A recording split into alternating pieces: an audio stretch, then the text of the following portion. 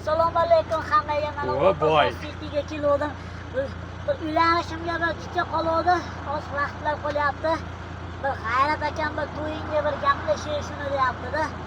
Akajon. Tush ko'r, aylanmana mashinani qilib g'oyalari bilan qilib beryapti. Mana akam bonuslari bilan cho'tka narxda qilib beryapti. Olmasa Cityga kelaverasam, mashinani ichib bor. Kelin uchun rasmini qo'yadiganlariga akalar.